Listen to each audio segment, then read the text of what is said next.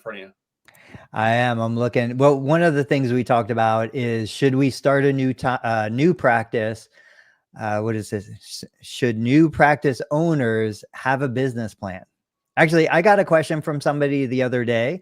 They said, hey, I'm just getting started. I'm struggling. I can't get the business off the ground. I would love to send you a copy of my business plan if you have the time. What do you think? What do you guys say about business plans?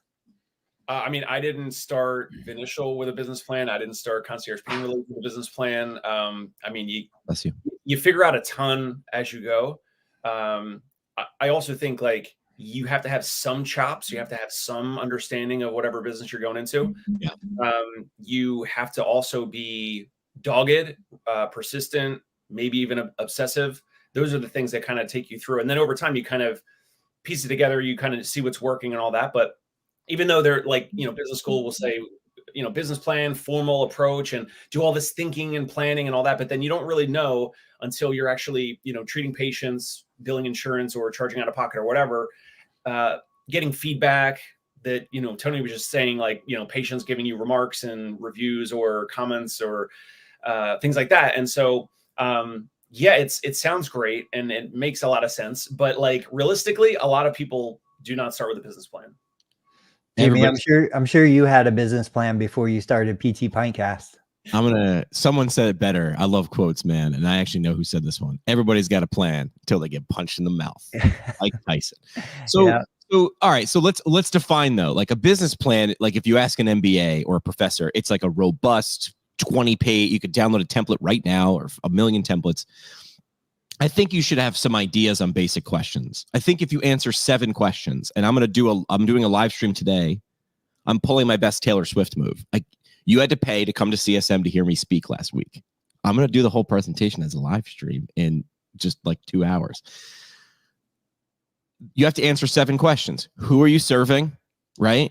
What are their problems? What do you bring to the table? Where are those 2 things, their problems and your solution cross? That's your why. How are you going to deliver it? Where are you delivering it? When are you delivering it? If you could, that to me, do you need a plan? You need the first couple steps, right? Someone said you don't need to see the whole staircase. I think it was, I forget who said this one. You don't need to see the whole staircase, just the next step.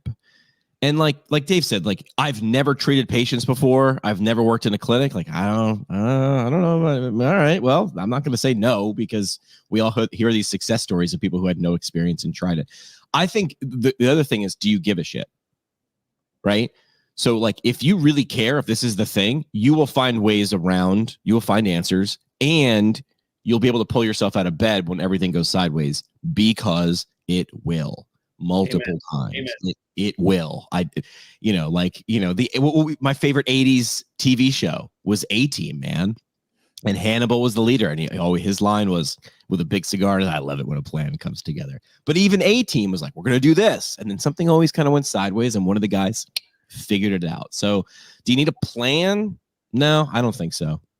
Yeah, I probably have 100 started business plans from 2000, 2001, just because I was like, oh, well, I'm going to go into business. I need a plan. And I would go on public filings for publicly traded companies, look at their prospectus and try to pull a business plan from that. I would try to do all these things. I never got through a single one. But, it's interesting. So last night I'm teaching my Medicare billing course, and we're talking about evaluations. We're talking about Medicare required documentation. And Medicare says in their guidelines, CMS Chapter 15, what the requirements are. It's way less than anybody thinks the actual requirements are for a compliant evaluation. But they give you room, and they say you can use a supporting document. And what I tell my people that are taking this course, I'm like, look, I've been a PT a long time.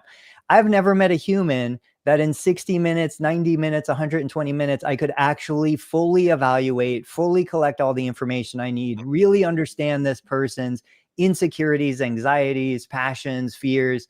So I'm like, it takes 3 or 4 sessions just to break through the initial walls. And Medicare says you can use this supporting document. So my evaluation gets done on day 1 in 5 minutes. But I add to it, I change it, I modify it over the next several sessions until I really start to understand what this person needs. My business is no different. I start my business with an idea. I get a general guideline of this is who I want to serve. This is the problem I'm serving. This is the value of the market. And then it changes. I don't know any business, big or small, that is doing the same thing a year, 3 years, 5 years later that they did when they started. So you need that flexibility. Yeah. Yeah.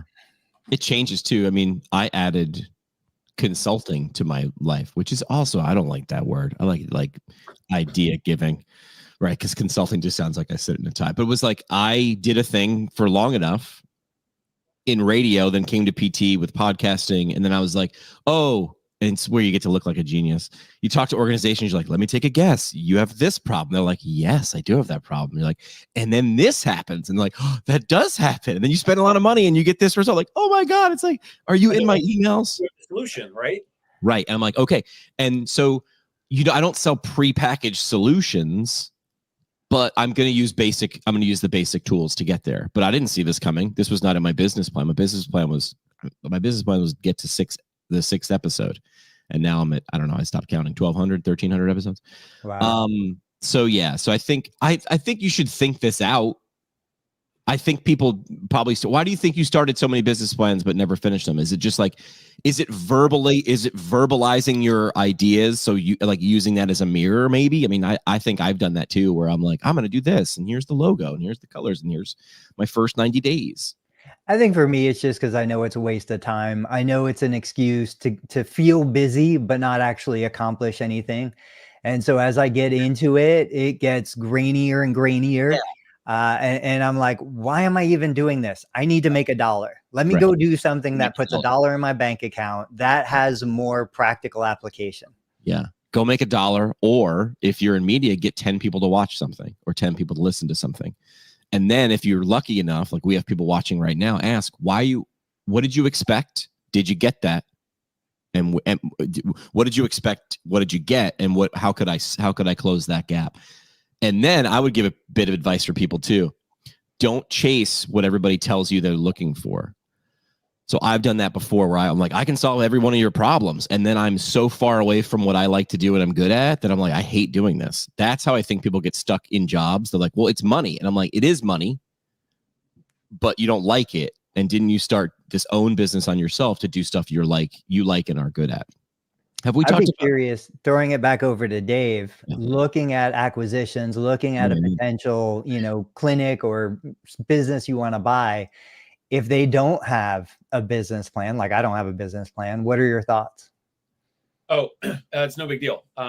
Really, like I was going to chime in earlier about business plans with, let's say, Jimmy and I wanted to buy Tony's practice, right? And let's say we want to go, we want to go get financing, right? So we want to get like a SBA 7A loan program or commercial debt, or if we want to have private investors, anyone watching the show, like I'm saying hypothetically, we have to have a business plan for either the bank, the SBA program, or investors. We have to have a business program to kind of just vets us. It kind of lets the other party know like how we think, and like what Jimmy was saying, like we understand the ideal customer and client and patient.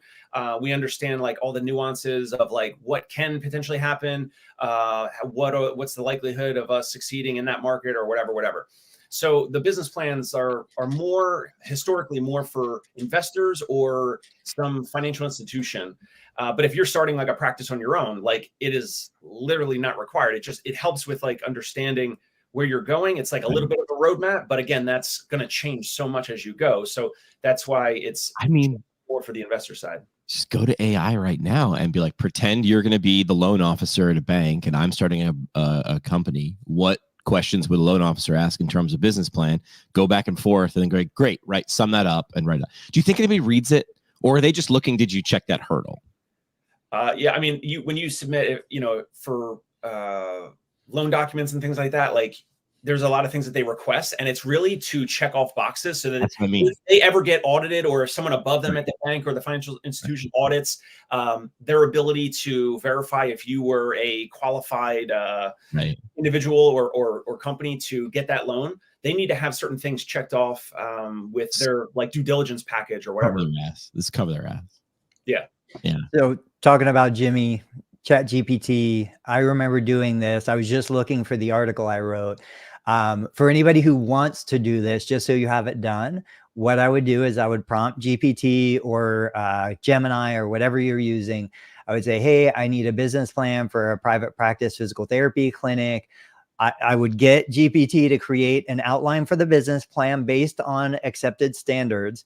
And then I would say, ask me questions, allow me to answer those questions, and then put that into a written business plan. It's like, Now, for me, because I rather talk instead of type, what I do is I use like dictation service, or I'll open a Google Doc and I'll have it record my voice, turn it into text, and that's how I'll create the business plan. But smarter, not harder, people. Smarter, not harder. so guys, changing directions. I saw a post on LinkedIn this morning that plays into something else that Dave was talking about. It was from not Lifetime. We talked about that already. It was from Anytime Fitness. You guys remember Anytime Fitness? 24 hours. Yeah, 24-hour access. You can get in anytime. I think they really, really struggled when the pandemic happened, and they were just Anytime Fitness was for sale after that. But I saw a great post and they were saying, hey, physical therapists, basically, we want to partner with you. This is not a job. We're not employing you. We want to bring physical therapists into our locations.